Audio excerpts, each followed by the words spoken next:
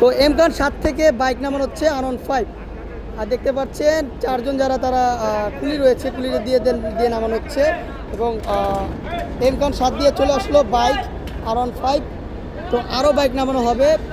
পদ্মা সেতু পাড়ি না দিয়ে তারা লঞ্চে বাইক নিয়ে আসছে। দেখা যাক, আরও দুটি লঞ্চ আছে, বাইক রয়েছে। এবং এটা হচ্ছে এম খান 7 বরিশাল রুটের সর্বশেষ নির্মিত লঞ্চ এবং প্রথম ট্রিপ কালকে বরিশাল থেকে ছেড়ে এসেছে। ঈদের বিশেষ যাত্রা এবং ঈদের প্রথম ট্রিপ হচ্ছে এই বরিশাল ঢাকা সদরঘাট থেকে তারা দিবে এবং বাইক নামানো হচ্ছে, দেখতে পাচ্ছেন।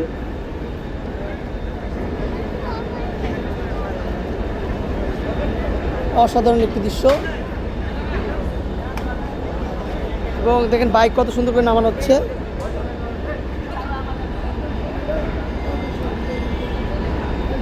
এটা হচ্ছে এম খান 7 থেকে বাইক নামানো হচ্ছে এবং বাইক কত সুন্দর করে, বাট বাইকের জন্য যদি আর একটু স্পেস দুটো দিয়ে দেওয়া হতো তাহলে বেটার হতো, কারণ কুলিদেরও কষ্ট হয়, যারা বাইক লাভার রয়েছে তাদেরও কষ্ট হয়।